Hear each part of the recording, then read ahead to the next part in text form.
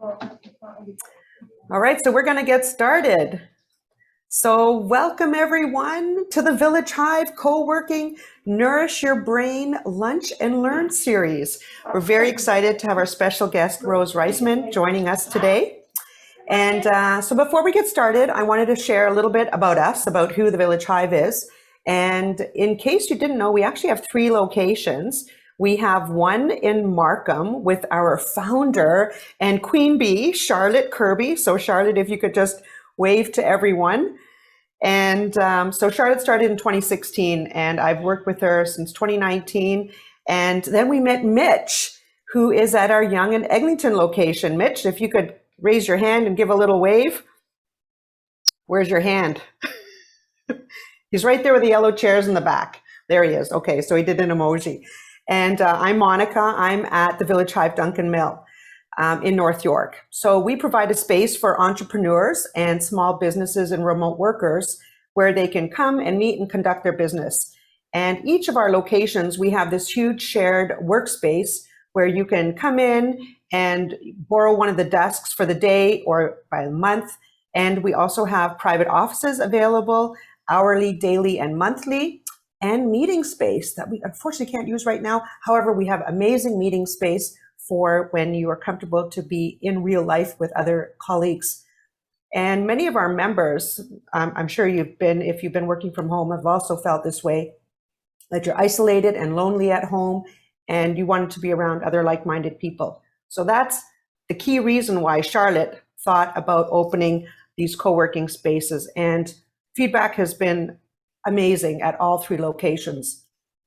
Our community that we're building and hospitality is the #1 in priority of ours. So we want to stay in touch with our people. We want to help our members grow their business or help them with any issues that they could be having running into their business, like I need a web designer or whatever. And our virtual lunch and learn series is just kind of came about because we couldn't meet in real life anymore. And we've hosted speakers and get this, over 500 attendees from all over the world. So super exciting. We've met people from India, Germany, UK, you name it. They've come on the call, which has been great. And all of our previous videos and presentations are on our YouTube channel. So if you're in the GTA and you need a place to escape for the day, please come in for a tour and a free co-working day. We'd love to have you in and get a feel and a vibe for the place, but you could be addicted, so we're just warning you now. Of course, we're following all COVID safety protocols and keep our community safe. So as I mentioned earlier, we will be sending out invitation for you or someone you know if you live a little bit further out of the GTA, and they'd be more than welcome to come in to our co-working space. And Rose's, of course, presentation will include as well. So as a bonus, as I mentioned earlier, Rose has generously donated 2 of her cookbooks. I think she's got them right there on her counter. Rose, if you just want to show them quickly. And one of them, and I have the other on, I think I'll go and get that. Okay, great. So in order to win, you must reside in Canada, and we will ask 2 questions about Rose's presentation. So you have to listen, maybe take some notes, but the first 2 people who answer in the chat, so this is where you're going to have to write your answers in the chat, will receive the cookbooks. So there's the other cookbook. That's great. I'm so excited, Rose. Excellent. And so without further ado, I'd like to introduce you to Rose Reisman, an award-winning entrepreneur, caterer, author, and media personality. Welcome, Rose. Thank you so much. Thank you, thank you, thank you. So we're going to spend the next 45 minutes talking about healthy New Year's resolutions and how tough they are today, especially, being locked in our home and gyms being closed. Poor gyms, poor restaurants. It's terrible. But, at the same time, every year we tend to make this resolution. And I always make resolutions. Fortunately, because my life is food and health and fitness, I don't make these ones, but every year I make a resolution to say I'm going to do something different this year. And I so try to hold on to it. But we all know when it comes to food and exercise, somehow it's really tough to hold on to. We're all gung-ho in January. And this year it's even tougher because we can't get out to the gyms. We can't do what we want to do. But honestly, this too will end, and I feel more positive about this ending much sooner than it did last time. I've done everything from catering to having school programs, and maybe we'll show the next couple of slides forward, Monica. I've done catering. I've done children's program in the TDSB, which has been closed for 2 years in terms of delivering lunches. Personal gourmet, which is a fresh and frozen food personal menu idea, is as well as having meal kits. Done this all, but with a very different emphasis, an emphasis being health. So you can find every caterer, and you can find, really junky kid food providers with processed cheese. We do everything from a health angle, but it's got to taste really good. So the importance of healthy eating. Let's talk about why it's important to eat well. And when I say healthy eating, I also mean healthy living in general. It's important because we have no guarantees in life. I can do everything right today. I can exercise, I eat well. I don't know what tomorrow brings, and we all know that. But I have to tell you one thing. Today, I feel good. Today, I have energy. Today, I can keep up with my grandchildren. I can do a lot more because I'm physically fit and I eat well, and my immunity stays stronger, which is very important at this time in our lives. So maintains health and strength when we're better. We have a better quality of life, more independence.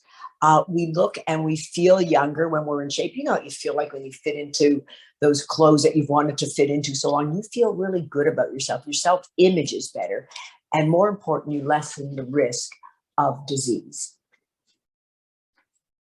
So let's talk about some diseases that, this is always the bad story before the good. But we can lessen medication by following a healthier lifestyle. Diabetes type 2, interesting that 1 in 4 since the year 2000 either have diabetes or pre-diabetes right now. And that's really all caused from our Western type of diet. Heart and stroke disease, 9 out of 10 people have one risk factor for heart disease today. In terms of obesity, 68% of Canadians are either fitting into the obese or the overweight category, and increased cancer. And you see the photo there with the woman in the, what's coming, the puzzle or whatever coming out of her brain. There's something, a new term you may not have heard of called diabetes type 3.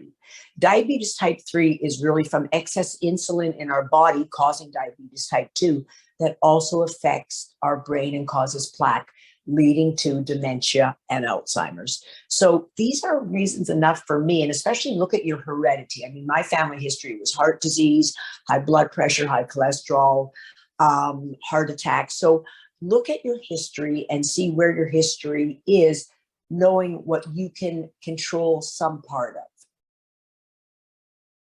Maintain a healthy body weight. Toughest thing I know in general, especially over the last 2 years, working from home, is not getting into that kitchen and the pantry every 30 minutes or having, another drink with, sugar in it or sweeteners. It's important for cardio. The better your body weight is, the easier the cardio is, easier it is going up the flight of stairs, better for your respiratory. Arthritis. I know more friends of mine now going through knee and hip replacements, the arthritis in their hips due to their weight. Your back. I mean, I've had back issues all my life. I find that exercise actually helps my back, but being overweight puts extra stress on your back. And again, the immune system. A healthier body weight gives you a stronger immune system. And prevents muscle loss and bone loss. So you're never too old to start having bone loss. I mean, in your 20s, you can start losing bone density that ultimately in your 50s, 60s, and older results in osteoporosis for men as well. By doing weights specifically, you increase your muscle mass. So you don't have to be a bodybuilder, but doing some kind of weights really helps in terms of that. And if you fall, and I know in the winter now, I always take a slip in the park with my lab, Charlie. But you know what? Knock wood, I'm not as prone to breaking something when my bones are stronger. So what are the dietary needs? Well, you see something there. We're going to go into more diets and specific foods shortly, but you see something that I think the first thing that should hit you is color. So a rainbow of color is very important on your plate. So today when you're having dinner at home, look at your plate and said, okay, Rose said color, and see how much color there is. I know often I see people's plates are white, beige, brown. It's meat, it's white rice, white pasta. What you want is color. And we're going to talk about how you're going to get that. But you're talking about tons and tons of fruits and vegetables. You can never eat too many. 100% whole grains, meaning, the brown rice, quinoa, those are the grains you want, and lean protein. So plenty of fruits and vegetables. I always joke around with my kids and my grandchildren. I call it nature's candy. If you're diabetic, yes, you have to be careful about the amount of fruits you have in your day. But if you're not diabetic, eat as much fruit and vegetables as you want. That shouldn't, of course, be your whole diet, but you want to keep the starchier vegetables and fruits like the mangoes, even the avocados, which are wonderful but very high in calories. Keep those more to a minimum. But fruits and vegetables in general, we know lessens the risk of heart disease, lowers your blood pressure, reduces the risk of diabetes, and keeps your weight in more control. So people that live on lots of vegetables and fruits tend not to be overweight. And protein is key. So as we age, especially, we start to lose muscle mass. So protein is very important, but what kind of protein are we talking about? I mean, I have a picture there that shows you fish and tofu and nuts and cheese. All varieties of protein are very, very good. What protein does, it reduces your appetite and hunger. So I often see people, more women, who will pack a lunch. There'll be a tiny, tiny little salad and a couple crackers. And I look at them and I go, there is no way that can sustain them until dinner. And it can't. People always think the less I eat, the better it is. You need to add some salmon or chicken or fish or tofu or beans to that salad before you finish off for the day. If not, you're just going to be hungry. And at 6 o'clock, you rip that refrigerator door off and inhale what you see there. Also, protein boosts your metabolism and burns calories more efficiently. So let's for a minute look at the kind of protein we're talking about. We've got animal protein. We all know, we read the news. Yeah, is red meat that bad for you? You know what? I eat red meat once, twice a week. It's usually lean. I'm very careful of processed meats like the pastrami, the prosciutto, hot dogs, because those are the ones that they have a clear direction to increasing heart disease, cancer, and dementia. And processed foods like bacon, have bacon on Sundays. I'm not going to take that away from you. I'm not, don't worry, I'm not the Grinch there. What we're going to do is say that 2 slices of bacon, if you have that on a daily basis, is associated with a higher risk of colon cancer and Alzheimer's. Processed meats have more saturated fat, nitrates. And so again, don't have the salami sandwich on a daily basis. Enjoy some bacon or sausages on the weekend and keep that on the back burner.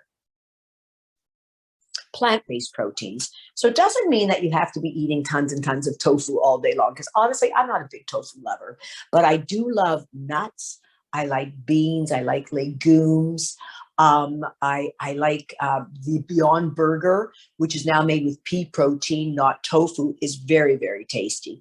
And they know there's a great study that says we have lesser risk of heart disease, cancer, diabetes, better weight loss, at lower cholesterol and triglycerides, the more we focus on a plant-based diet. And that doesn't mean that you have to be completely, just more of a focus. Could you one day a week, to that ground meatloaf, could you add half beef and maybe half ground soy? That's a way you can do it.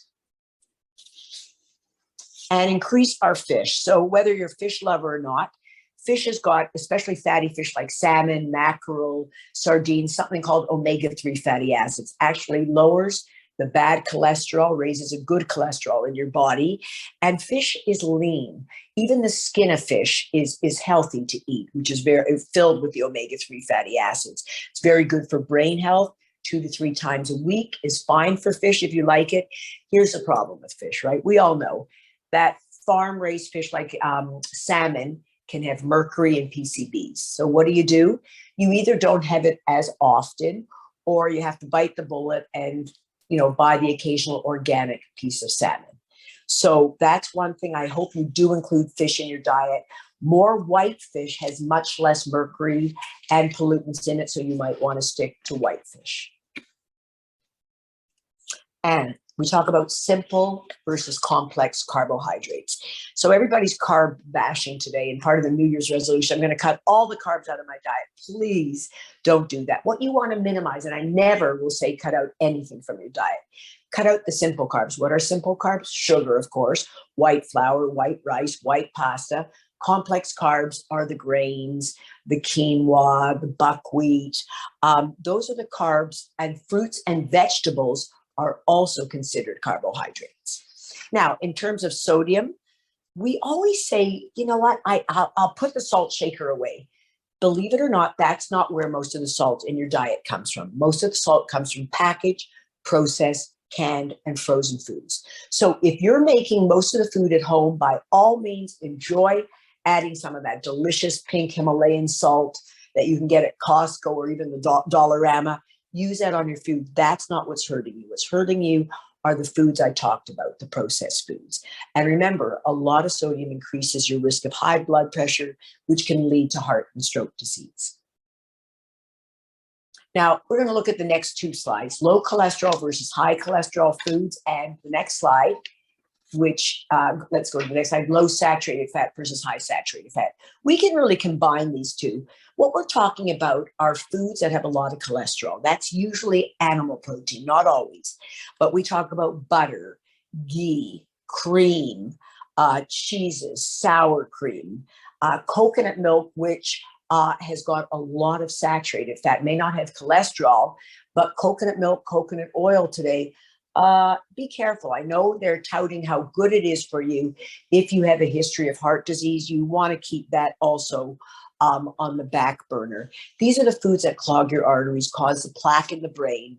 And what you want to do is go to a lower saturated fat. And let's go to the next slide and I'll show you what I'm talking about. So solid fats versus healthy fats. When you think of a solid fat, think about that ribeye steak with the marbled fat. That's what ultimately, that white that you see in that, or butter or stick margarine, that's what's clogging your arteries, causing high cholesterol, high triglycerides, and ultimately leading to, a faulty heart.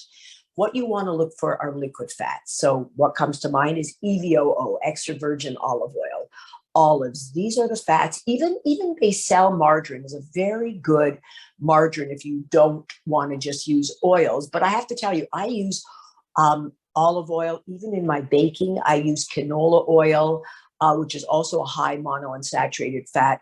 I have butter in my home and I use it occasionally on a delicious piece of sourdough bread, but it's not something that's a forefront. It's not something I cook with today. And low sugar versus high sugar. Well, that piece of cake on the right, that 7 or whatever, 10-tier cake sure looks good. And you know what? I've been to parties where that does come, or a restaurant serves you that. Here's my rule, 3 bites. And not humongous bites, but 3 bites of that cake. Savor it in your mouth. Feel what it does to your body. That is ultimately all you need. If you finish that off, you know what you feel like the next day. Your best bet is always to have sorbet or a frozen yogurt or angel cake. These are your better bets. But by all means, on a birthday or anniversary or special occasion, have that cake and enjoy it, but use a 3 mouthful. So the foods to avoid, easy to know. We want to avoid the snacking food, the chips, the candies. It's a Western diet, right? The cheesies. The Western diet is associated with all of the diseases I'm talking about. Sugar. Now, I love to bake. I do use sugar, but I keep my desserts to a minimum. Keep in mind that 1 teaspoon of sugar is 4 cubes. Okay, so that's a lot. So what you want to be doing is reading the labels on your food. So if you see, let's say, a Dannon yogurt and it says 26 grams of sugar, what does that mean? Divide it by 4, and that gives you how many teaspoons. And you'll notice when you're having a Coca-Cola, you have about 18 teaspoons of sugar in there. So reading the sugar on a label is key to really know how much sugar you're ingesting. Next slide. Thank you. And sugar sweeteners. I love when I go into a Starbucks and I see the person, using the Sweeten Low or the Twin or Splenda, and they're having a donut or a large muffin or a croissant. Okay, so the key thing about sugar sweeteners, chances are in your coffee, you're adding in a teaspoon or two. That's not going to kill you. That's like all of 30 calories, not a lot, or 25 calories. You want to remember that sugar sweeteners does something to your brain. It tricks your brain into thinking you're actually consuming sugar. What does that make you do? You crave more sugar. So I often notice people that are overweight or obese drinking tons of Diet Coke, cooking with sugar sweeteners, because all it's really doing is making you crave more sugar. You're really not saving any calories whatsoever. And sweetened beverages goes in the same thing, tons of sugar in a can of Coke or a bottle of pop. And the Gatorades, honestly, if you're that athletic that you work out 90 minutes and you want that, by all means have it. But again, I think those drinks are much more marketing than anything else. And beware, on my Instagram, which is at Rose Reisman, if you check out, I always do coffee beverages, and you'd be shocked how many teaspoons of sugar are in those coffee beverages. So let's choose it and lose it. Let's take a look. We're going to go through these slides fairly quickly. Next slide, please. Fresh fruit and vegetables. We all know. We know that the fried chicken and the chips look really, really tempting, but you're just plowing your body with more fat, more calories, more salt, leading to chronic disease. Pretzels are okay. Not tons of nutrition, not tons of fiber. Popcorn's good. Be careful of popcorns that have tons of salt, like Smart Popcorn, a company name. It's delicious. They have, cheddar cheese, popcorn. The calories are really high. Your best bet is get a popcorn maker. I have a tip. Get a paper bag, put a handful of popcorn kernels in there, microwave for about 2 minutes. Delicious popcorn, season it up with some Himalayan salt, even a little grated Parmesan, and you're good. Nuts are great as a snack. Tons of calories, but good calories because they fill you up. They're like protein. All the foods on the right of the snacks, those are the ones, again, leave it for the football game that's coming up. That's what you want to make sure you put on the back burner. Shrimp cocktail versus fried shrimp is fantastic. Don't worry about the cholesterol there, again, unless it's not a dietary cholesterol that will affect you. But if you already have high cholesterol or you're on medication, keep the shrimp down to a minimum. But I beg of you to avoid fried shrimp. Usually when I peel off the fried coating and the flour dipped, egg dipped coating, there's so little shrimp in there, you're really not getting much protein whatsoever. Green salad versus Caesar salad. First of all, with any salads, I beg of you to go dark green. So that means spinach, arugula, kale. Those are great greens. Stay away from the iceberg lettuce. Even the romaine lettuce doesn't have as many nutrients. Caesar salad, I love to tell you, is better known as heart attack on a plate. All it is like a romaine lettuce with eggs, mayonnaise, cheese, and think about the saying, why don't you have some salad with your dressing? Because it's so heavily dressed. And I know Caesar salad doesn't taste great when you tell them to put the dressing on the side, but honestly, again, have it at a steakhouse once for a birthday and put that on the back burner. And lean meat versus fatty meat. We've talked a lot about it, but you can see the marbled steak in the middle. Just think about that picture. Whenever I picture butter being hard and a steak like that being hard, I picture that white clogging my arteries or causing plaque in my brain. So what you want to do is look on the left there. You've got a top sirloin steak or a flank steak is great. Chicken breast, a piece of fish. Those are the proteins you want. And in terms of skin on the chicken, guess what? Go ahead and cook your chicken with the skin on because it keeps more flavor, doesn't add that much more fat to your diet. Try to remove it. Try to have the discipline to remove the skin. The skin has got a lot of saturated fat. So you could be having a delicious piece of boneless breast, doing everything great for your health, but eating that skin is not a good thing. But cook with it. And fresh fruit versus sorbet, again, we talked about that. Ice cream is delicious, but the main ingredients are cream, eggs, sugar. enjoy it. When I go into Baskin Robbins, sometimes I just have that craving. I get the kitty cup. It's a couple hundred calories. It's not that bad in fat and cholesterol. And you know what? The kitty cup really satisfies me as opposed to having the regular size or the medium size. Chocolate dipped berries. I'll buy a darker chocolate, melt it, add a little bit of oil, dip some fruit. Even dried fruit is great with it. I love brownies, but you know what? Go with the chocolate dipped berries because you're getting at least the fruit and you're getting a little bit of dark chocolate, which is good for your heart. So let's take a look for a minute at some various diet plans. So get my time, we're good. All right, let's look at our first one. First one, Canada's Food Guide. Now, in one ear and out the other for so many of us for 40 years. Canada's Food Guide has been just, it's sort of, you know, it's like the American pyramid. This is what we've lived by, but we have found a lot of faults with the ones in the past. Today, the new food guide, my book, Meal Revolution, which hopefully somebody will be getting, is based on Canada's Food Guide. Brand new. If you don't know what it is, I'm going to just tell you in a couple minutes. There's now 3 food groups. Half of your plate, that plate represents what your dinner should look like tonight. So I'm only laughing because I know that most people I see is like a lot of grains, a lot of protein, and one little sprig of broccoli. Canada's Food Guide says if you really want to lead the healthiest lifestyle, lengthen your lifespan, reduce the risk of chronic disease, half your plate has to be vegetables and or fruit. Tough for a lot of people. Look at your plate tonight. I really urge you to look at it and try to fill it up like that. Eat and see how you feel. It's a new education for people. A quarter of your plate should be lean protein or plant protein. So you could have everything from chicken, fish, meat, beans. It doesn't matter. A combination is fine too, but don't primarily stick to beef. And then a quarter of it should be grains and whole grains. So that is the education really for Canada's new food guide. And I'm really on side. I think that people that eat like this have much fewer health issues.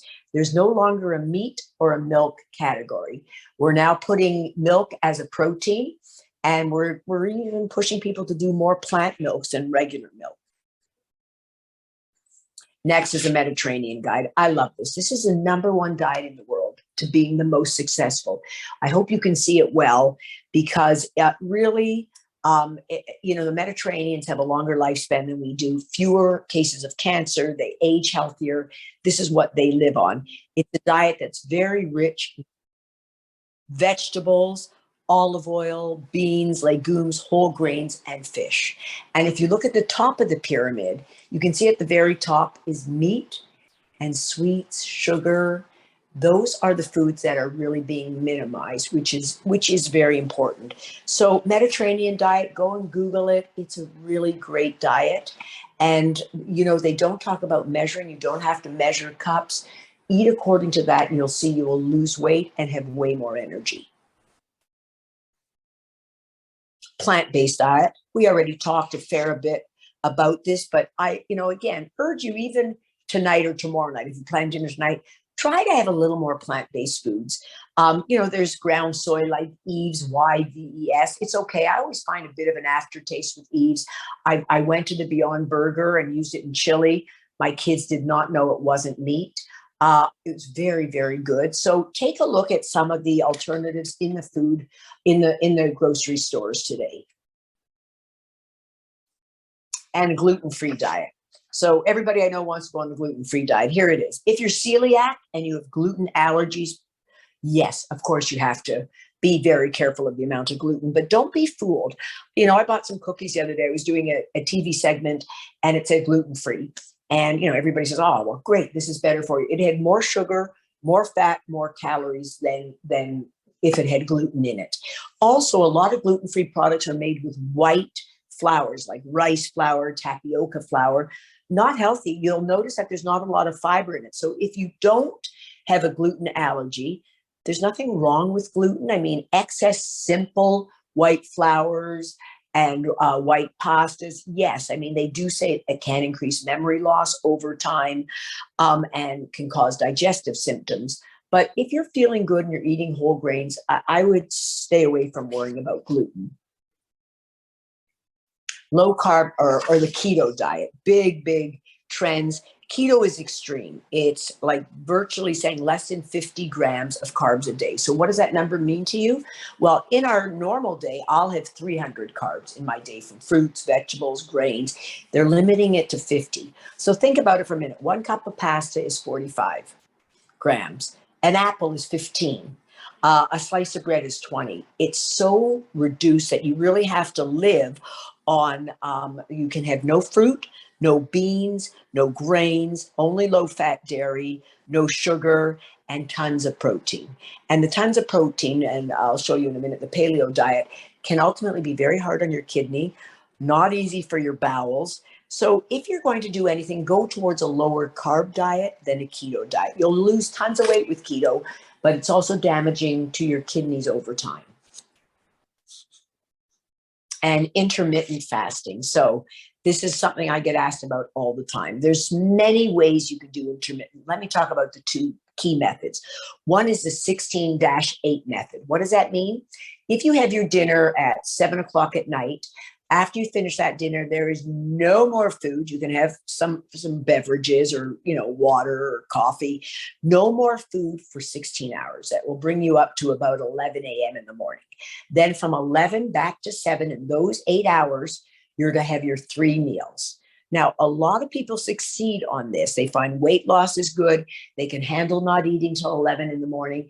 Just be careful during the day. If you really gorge in those 8 hours, you're not going to lose weight. So you have to eat somewhat normally and still eat healthy.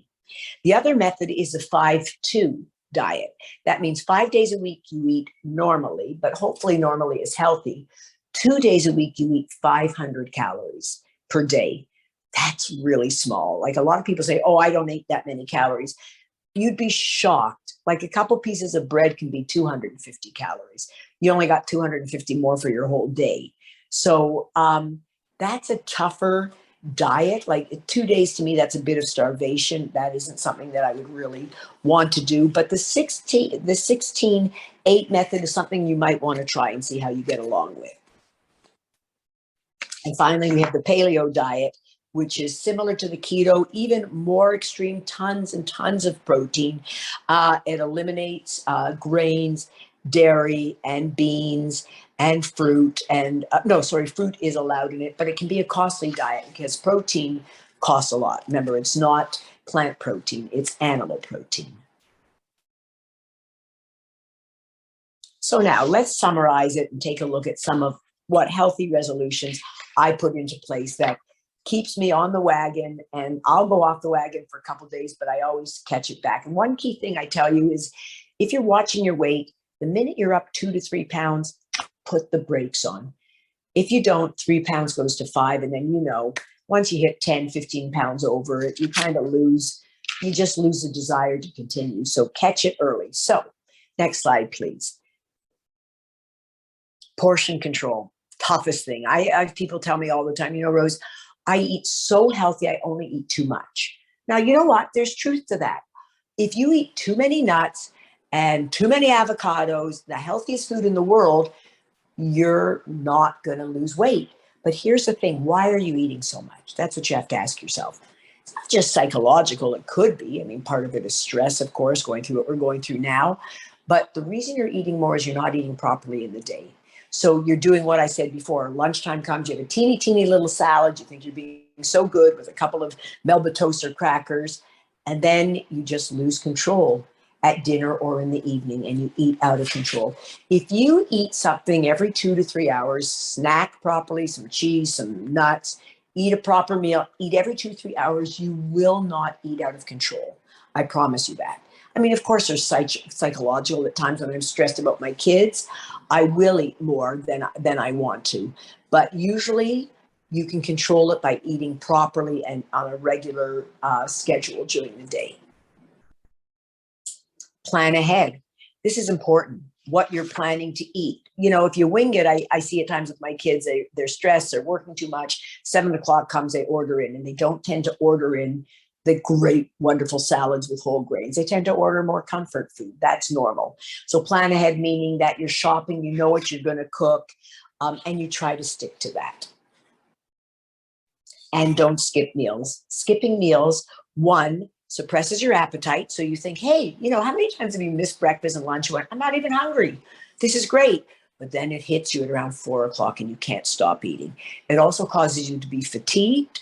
Your blood pressure drops, your blood sugar drops, which makes your mood swings, and it slows down your metabolism.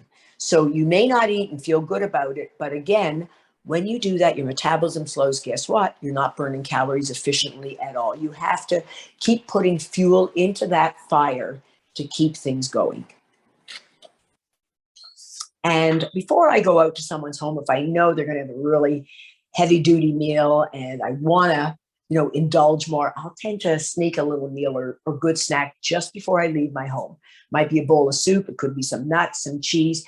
Eat something for it to just put a little, dampen that appetite so you don't come in starving, so that you eat and drink too much. And eat slower and socialize. I know it's not easy today. You're probably coming home and looking at the same person, or maybe you're alone. Not easy, but you know what? When I break bread with my family or friends, it's all about socialization, and the food comes later. And alcohol. So where does alcohol stand in all this? We all know red wine has something called I got to pronounce this right, resveratrol, which actually improves circulation. So that's why we hear red wine is good for our hearts. But can't drink a whole bottle of it. The quota really is 1 drink per day per women. And in some medical circles, that's too much. 2 drinks per day per men. They always get the advantage. If you're having 3 drinks on a daily basis, not good. 3 times the risk of dementia in later life. And I just, received another, email newsletter today, breast cancer with younger women. They tend to drink a lot before they get pregnant, then they go back to drinking, and a much higher rate of breast cancer in younger women today. And we are looking at the culprit, which we think is alcohol. So your tolerance does decrease with age. So you want to make sure you enjoy wine, but don't depend on wine as a beverage during dinner.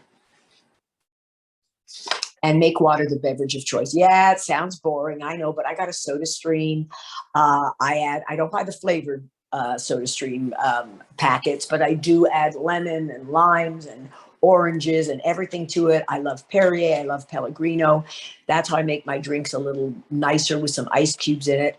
But I do carry this bottle with me during the day, and you might think, oh, that's so much. But you know what, it reminds me that I've had my 8 to 10 glasses of water a day. Do you need that much? Some people say no. If you're eating tons of fruits and vegetables, you don't need that much water. But I keep this with me because at the end of the day, I see how much water I've actually consumed. So buying a smaller bottle or that size bottle is important. And the 80-20 rule. So can you say to yourself this New Year's, 80% of the time, I am going to watch what I eat. I'm going to be careful. I'm going to try to exercise. 20% of the time, I'm going to let go. So I do that on a Sunday night. I make a big dinner for my family. I have 14 over when, COVID's not as prevalent as now. And I indulge. And I usually wake up Monday morning with a food hangover, but that's okay. You know why? It makes me jump back on the wagon to say, oh, I paid the price for eating like that, but boy, did it feel nice at the time. 80-20 rule ultimately will lead you to a 90-10 rule. I promise you that if you get there. No deprivation. Little bit of discipline, but don't deprive yourself. And exercise. Listen, when it was 24 below zero yesterday, did I really want to go outside? Great reason to have a dog. But you know what? You don't have to be outside if you don't like it in the cold. Do something in your home. Do something on your computer. You don't have to have a piece of machinery, even though investing in one piece of machinery would be probably very good for the entire family. And believe it or not, you need, I'm just becoming a certified personal trainer. You need, if it's not vigorous activity, you need 300 minutes a week for exercise. That sounds like a lot, but that could be just moving around, counting your steps, as long as you're moving 30 minutes a day. It's not good enough to just get up out of your seat once a week. And COVID makes it harder for sure. So that is the end of my presentation.